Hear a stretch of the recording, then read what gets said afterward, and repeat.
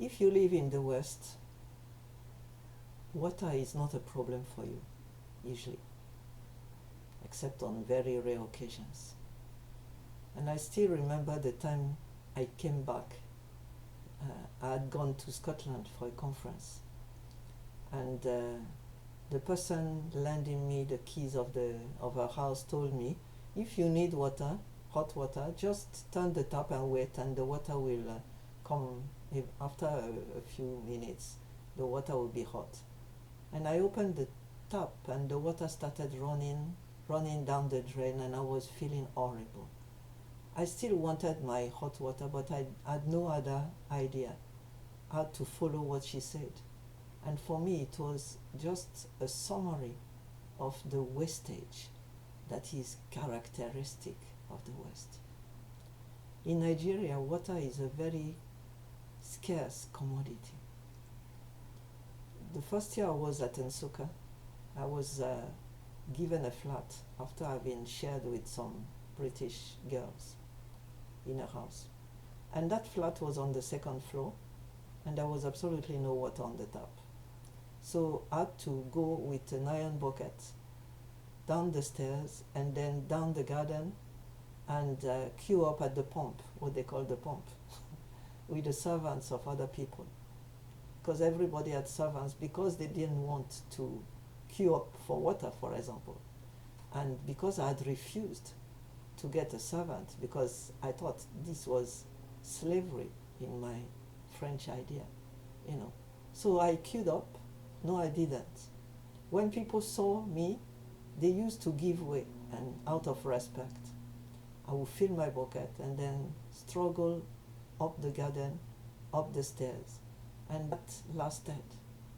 When we got married, other kids started living with us, and they spared me the chores of fetching water.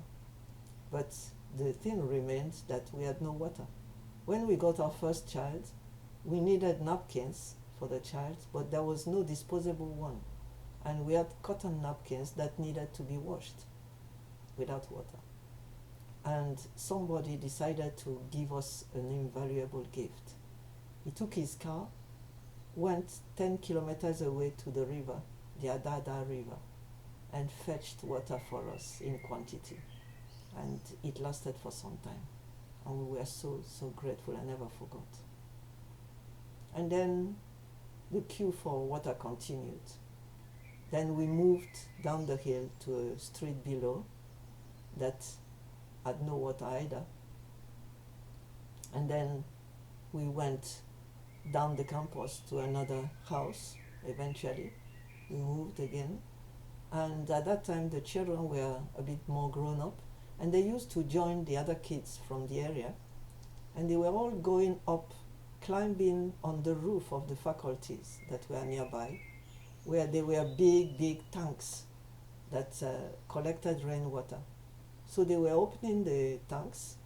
One would go down and possibly have water up to the knees, and then the other one on top was collecting the buckets, and they were fetching water like that and then returning with buckets of water. And that is a long way off what kids are doing in the UK, you know, watching TV and all the rest. And then sometimes it would come to the point there was absolutely no water. And in those cases, we used to pray, especially during rainy season. Just pray and tell God, please, Lord, we don't have water. Thank you in advance. And then sometimes later, usually around midnight, then big rain would come. The typical rain of rainy seasons in Nigeria that are just like so heavy they could throw you down. And actually, these rains could drown full grown-up men. So when they come, then everybody will get up immediately, collect all the collectibles, buckets, basins, pots, anything available will be put outside, and the rain will fill them. Then as they are filled, you bring them to the bath tub and put it put it there, fill the bathtub with water.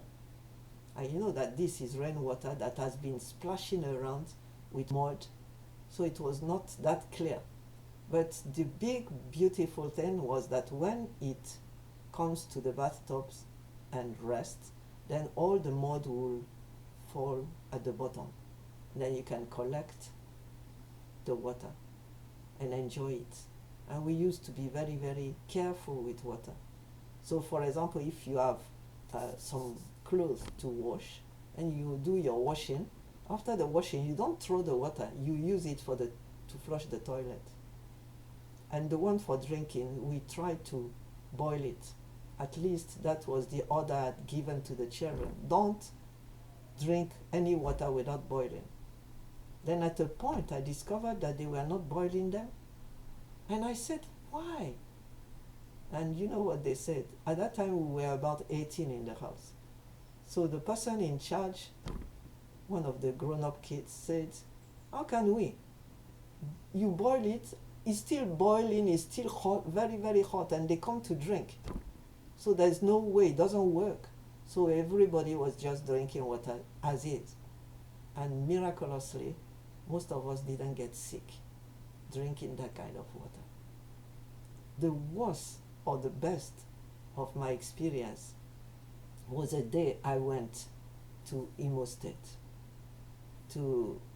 at the headquarters of the ministry. And after the evening service, we used to minister deliverance.